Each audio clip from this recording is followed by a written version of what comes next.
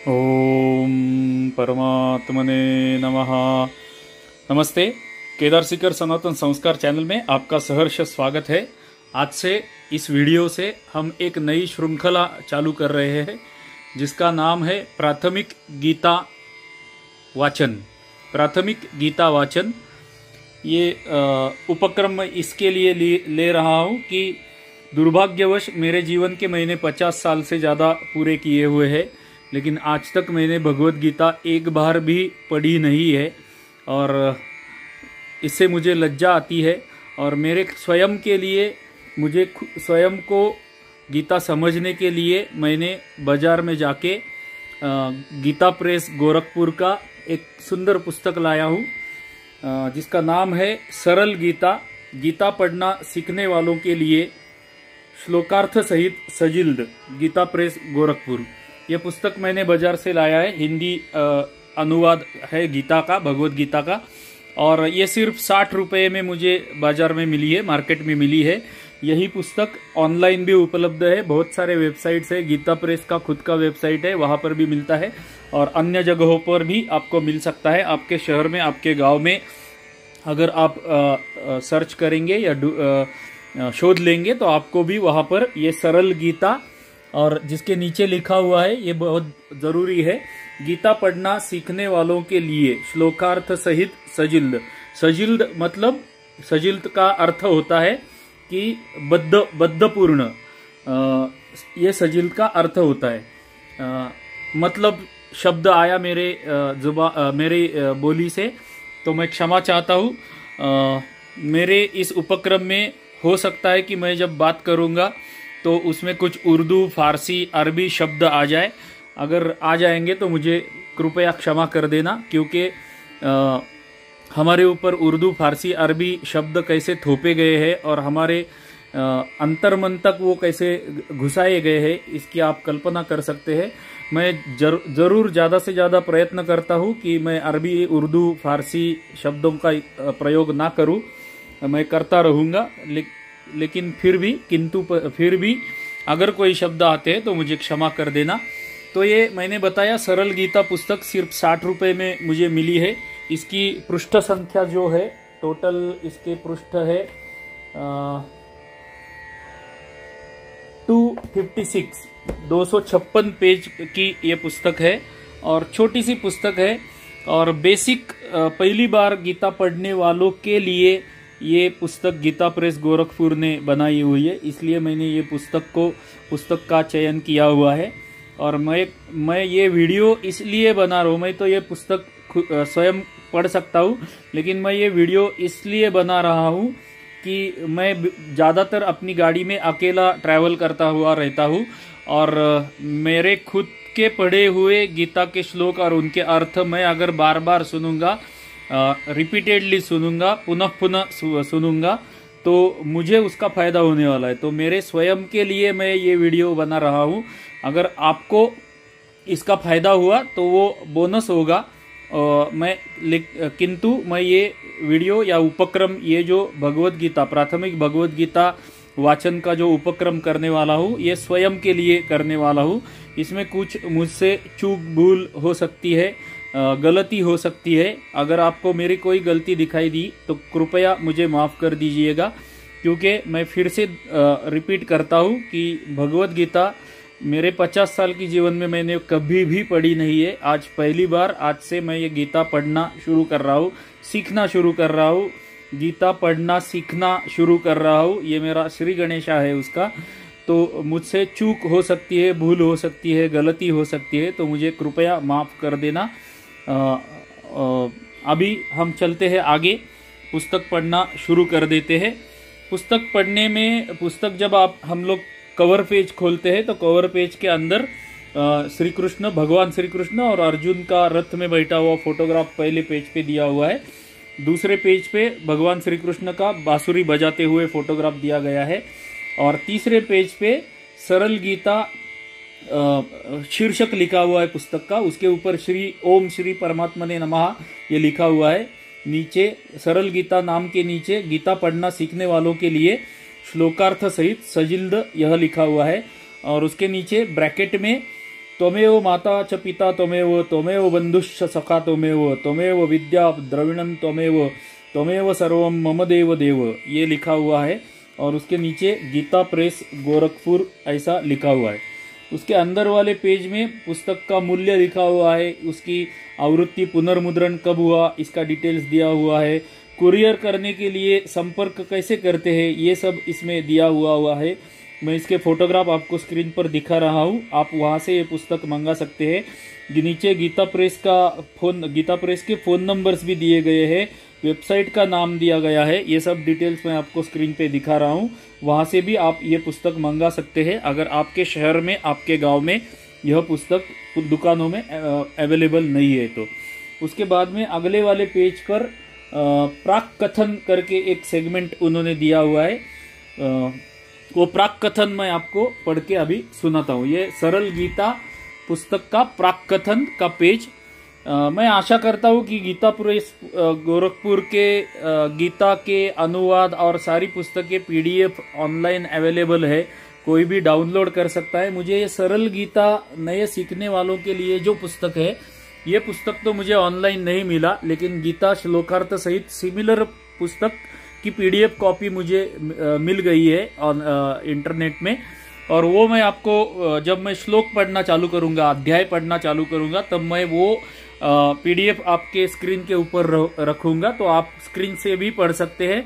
अगर आपके पास उस वक्त वीडियो सुनते वक्त आपके पास अगर पुस्तक नहीं है तो भी आप स्क्रीन पर भी पढ़ सकते हैं जो कुछ भी मैं वीडियो में पढ़ूंगा।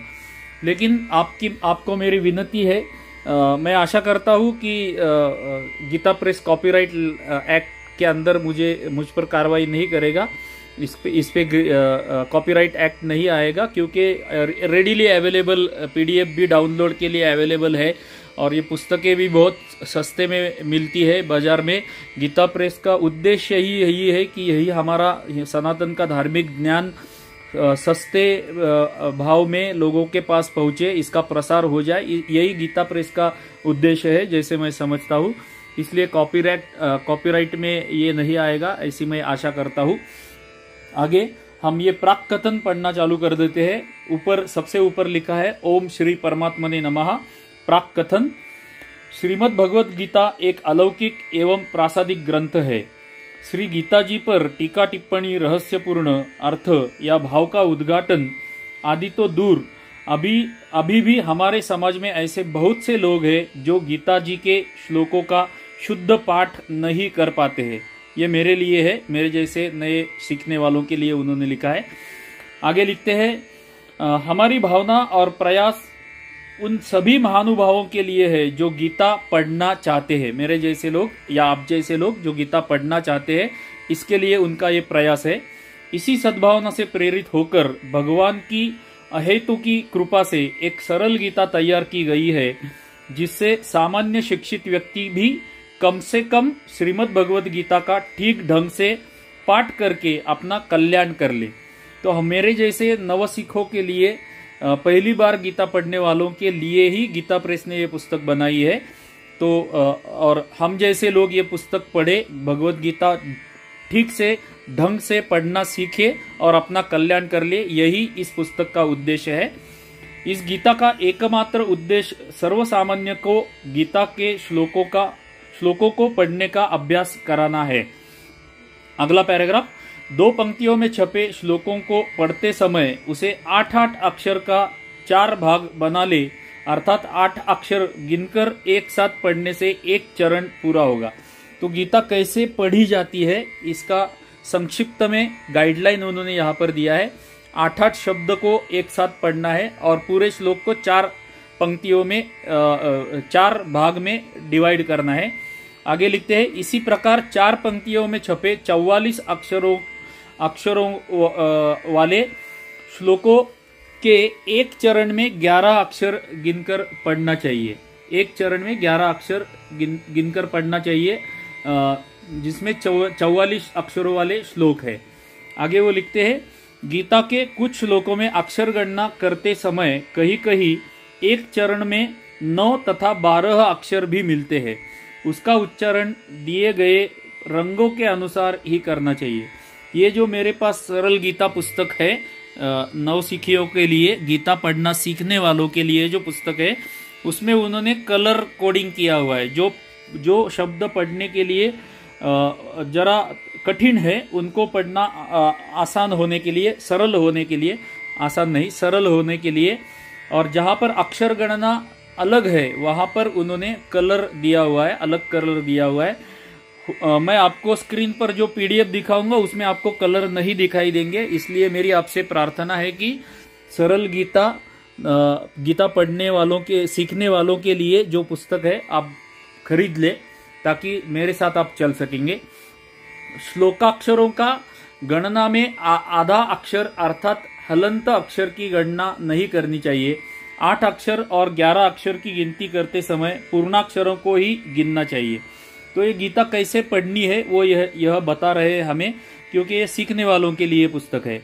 गीता जी का सही उच्चारण सीखने वाले सामान्य पाठकों की सुविधा के लिए प्रत्येक चरण के कठिन शब्दों को सामासिक चिन्हों से अलग करके 2 रंगों में छापा गया है। ये पुस्तक का वर्णन कर रहे हैं।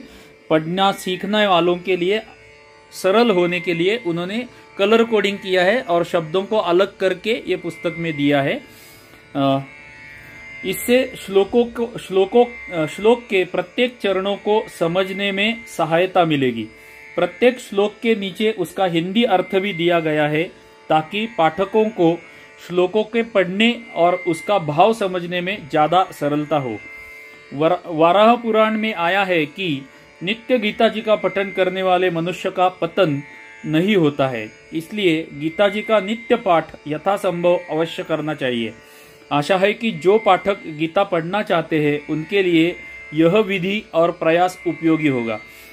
तो जो पाठक, हम जैसे पाठक गीता पढ़ना चाहते हैं उनके लिए ये विधि बोल रहे हैं वो उपयोगी होगा। ये प्रयास उनका जो है, प्रयत्न जो है ये उपयोगी होगा। ये गीता प्रेस गोरखपुर को आशा है, क्योंकि हम अभी तक जो पढ़ रहे थे वो गीता प्रेस का जो पुस्तक है उसका प्राक कथन पढ़ रहे थे। तो प्राक कथन के आगे वो पुस्तक में पेज नंबर मैं आपको बताता हूँ। प्राक कथन के जस्ट आगे ही पेज नंबर वहाँ से चालू होता है। पेज नंबर है 4, उसके ऊपर श्री गीता जी का महिमा लिखा हुआ है। तो श्री गीता जी का महिमा मैं आपको अभी स्क्रीन पर पीडीएफ दिखा रहा हूँ, जो मुझे दूसरे पुस्तक का मिला है, श्लोकार्थ करके मुझे पीडीएफ मिला था, वो मैं आपको दिखाने वाला हूँ। मेरे पास गीता सीखने वालों के लिए जो पुस्तक है उसमें कलर कोडिंग है। मैं जो आपको स्क्रीन पे दिखा रहा हूँ उसमें कलर कोडिंग नहीं मिलेगा। तो अगर आपको कलर कोडिंग के साथ, और जैसा हमने प्राक कथन में सुना कि शब्द अलग अलग करके जहां तक जैसे पढ़ना है वैसे शब्दों को अलग अलग करके दिया हुआ है, ये सब आपको देखना है तो आपको ये पुस्तक खरीदना पड़ेगा जो 60 रुपए में मिलता है, सरल गीता पढ़ना सीखने वालों के लिए। तो अभी हम गीता जी की महिमा पढ़ते हैं। अगर आपके पास अभी पुस्तक नहीं है तो मैं आपके स्क्रीन के ऊपर पीडीएफ भी मौजूद है, उपस्थित है, मौजूद नहीं उपस्थित है। तो पढ़ना शुरू करते हैं। श्री गीता जी की महिमा। वास्तव में श्रीमद् भगवद गीता का महात्म्य वाणी द्वारा वर्णन करने के लिए किसी की भी सामर्थ्य नहीं है, क्योंकि यह एक परम रहस्यमय ग्रंथ है। इसमें संपूर्ण वेदों का सार संग्रह किया गया है। इसकी संस्कृत इतनी सुंदर और सरल है कि थोड़ा अभ्यास करने से मनुष्य उसको सहज ही समझ सकता है, परंतु इसका आशय इतना गंभीर है कि आजीवन निरंतर अभ्यास करते रहने पर भी उसका अंत नहीं आता। प्रतिदिन नए नए भाव उत्पन्न होते रहते हैं। इससे यह सदैव नवीन बना रहता है एवं एकाग्रचित्त होकर श्रद्धा भक्ति सहित विचार करने से इसके पद पद में परम रहस्य भरा हुआ प्रत्यक्ष प्रतीत होता है। भगवान के गुण, प्रभाव और मर्म का वर्णन जिस प्रकार इस गीता शास्त्र में किया गया है वैसा अन्य ग्रंथों में मिलना कठिन है, क्योंकि प्रायः ग्रंथों में कुछ न कुछ सांसारिक विषय मिला रहता है। भगवान ने श्रीमद् भगवद गीता रूप एक ऐसा अनुपमेय शास्त्र कहा है कि जिसमें एक भी शब्द सदुपदेश से खाली नहीं है, एक भी शब्द सदुपदेश से खाली नहीं है। श्री वेद व्यास जी ने महाभारत में गीता जी का वर्णन करने के उपरांत कहा है, गीता सुगीता कर्तव्या किमन्यैः शास्त्र विस्तरैः या स्वयं पठनाभ्यस्य मुखपद्मादिनिः श्रुता। गीता सुगीता करने योग्य है, अर्थात श्री गीता जी को भली प्रकार पढ़कर अर्थ और भाव सहित अंतःकरण में धारण कर लेना मुख्य कर्तव्य है, जो कि स्वयं पद्मनाभ भगवान विष्णु श्री विष्णु के मुखारविंद से निकली हुई है। फिर अन्य शास्त्रों के विस्तार से क्या प्रयोजन है? स्वयं श्री भगवान ने भी इस प्रकार का इसके महात्म्य का वर्णन किया है। उसका संदर्भ है अध्याय 18 श्लोक 68 से 71 के बीच में है। इस गीता शास्त्र में मनुष्य मात्र का अधिकार है, चाहे वह किसी भी वर्ण आश्रम में स्थित हो, परंतु भगवान में श्रद्धालु और भक्तियुक्त अवश्य होना चाहिए, क्योंकि भगवान ने अपने भक्तों में ही इसका प्रचार करने के लिए आज्ञा दी है, तथा यह भी कहा है कि स्त्री, वैश्य, शूद्र और पापयोनि में भी मेरे परायण होकर परम गति को प्राप्त होते हैं। श्लोक है अध्याय 9 श्लोक 32। इसका संदर्भ, इस वाक्य का संदर्भ, अपने अपने स्वाभाविक कर्मों द्वारा मेरी पूजा करके मनुष्य परम सिद्धि को प्राप्त होते हैं। संदर्भ है अध्याय 18 श्लोक 46। आगे इन सब पर विचार करने से यही ज्ञात होता है कि परमात्मा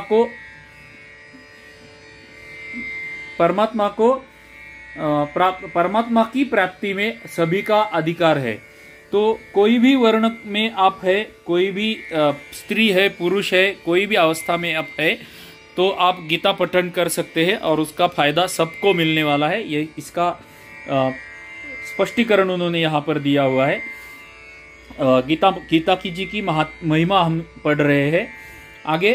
परंतु उक्त विषय के मर्म को न समझने के कारण बहुत से मनुष्य, जिन्होंने गीता जी का केवल नाम मात्र ही सुना है, कह दिया करते हैं कि गीता तो केवल सन्यासियों के लिए ही है।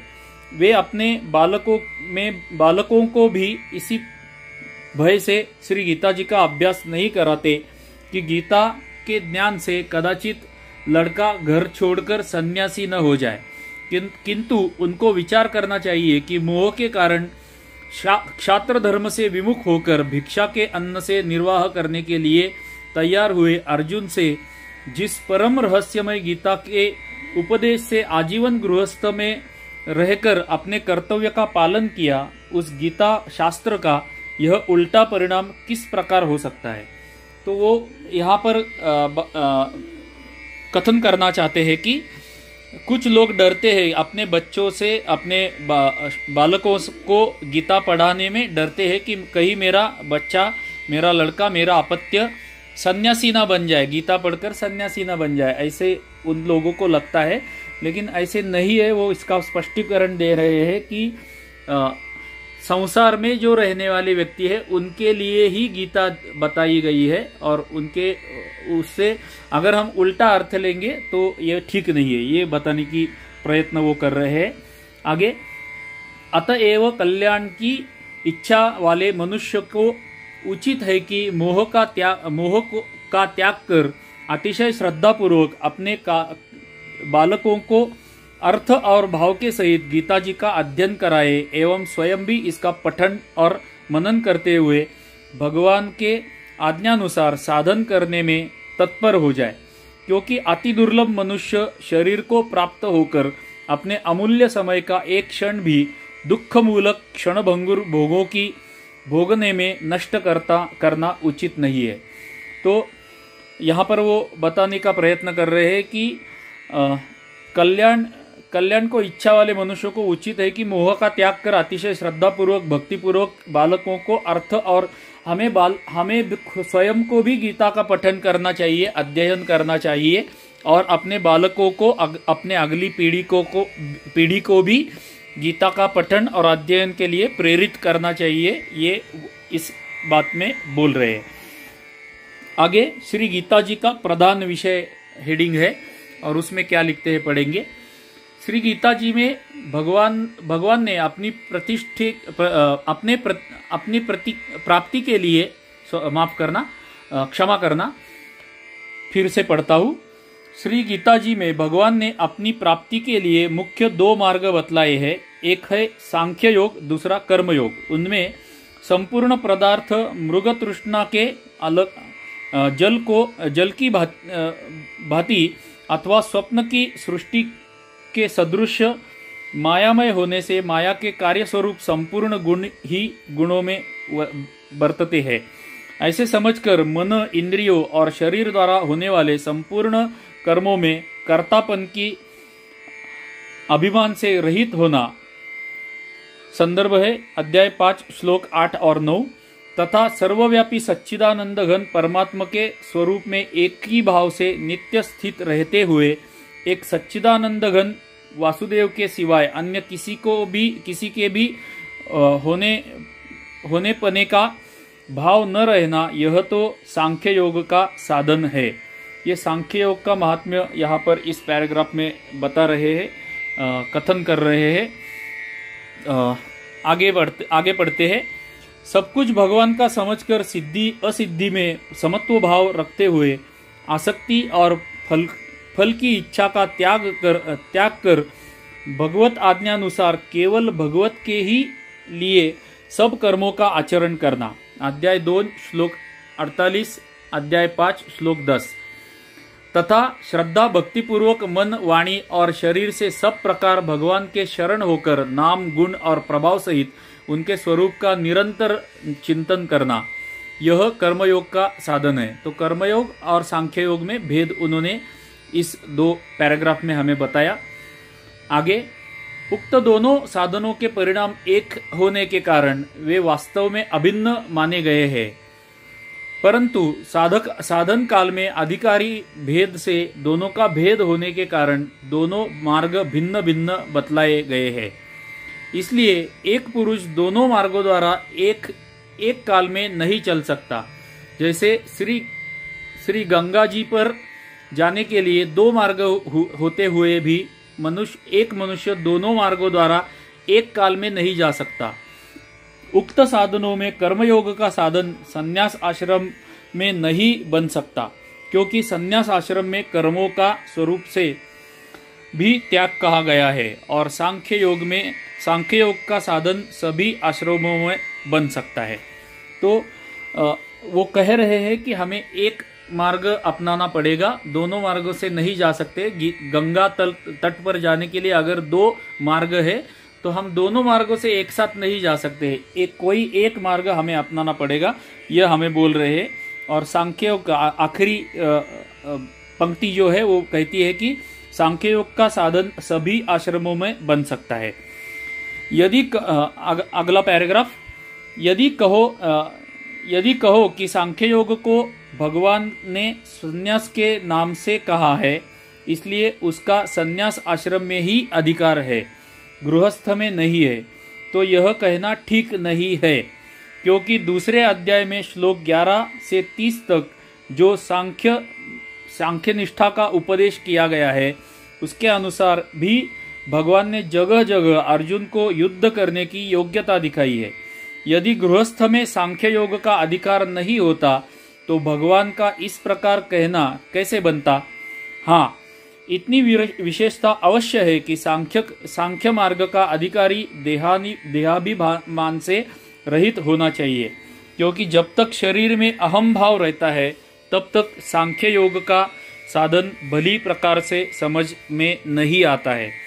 इसी से भगवान ने सांख्य योग को कठिन बतलाया है तथा साधन में सुगम होने के कारण अर्जुन के प्रति जगह जगह कहा है कि तू निरंतर मेरा चिंतन करता हुआ कर्मयोग का आचरण कर।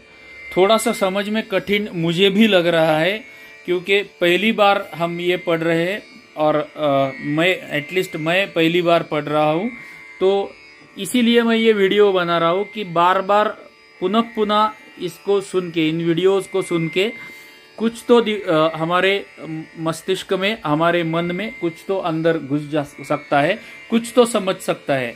अभी मैंने जो पढ़ा है उसमें से मुझे अंदाज से 50-60% समझ में आया। हो सकता है कि आपकी भी ऐसी ही अवस्था हो या मुझसे बेहतर अवस्था हो, लेकिन मेरे स्वयं के लिए मैं ये वीडियो बना रहा हूँ तो मैं रिपीट उनको सुन सकता हूँ। तो ये वीडियो शुरू करके लगभग 30 मिनट होने को आए हैं। मैं प्रयत्न करूंगा कि हर एक वीडियो 30 मिनट तक की सीमित रखूं, 30-35 मिनट, ज़्यादा से ज़्यादा 40 मिनट तक की सीमित रखूं, क्योंकि बहुत बड़े वीडियो हो गए तो सुनने में कठिनाई हो सकती है, रिपीट सुनने में, और जहां पर हमने आधा छोड़ा था वहां पर पकड़ने के लिए, कुछ भाग पीछे लेके रिवर्स करके सुनने के लिए कठिनाई होती है। इसलिए मैं प्रयत्न करूंगा कि वीडियो 30 से 40 मिनट के ही हो। तो इस पहले भाग में हमने भगवत गीता जी का महात्म्य तक हमने पढ़ा। अगले भाग में, जिसका नाम होगा भगवत गीता भाग नंबर 2, जिसका शॉर्ट नेम अगर आपको वीडियो सर्च करना है तो इसके नामों की श्रृंखला मैं ऐसे करने वाला हूँ। ये पहला भाग है तो इसका मैं नाम दूंगा BG-001।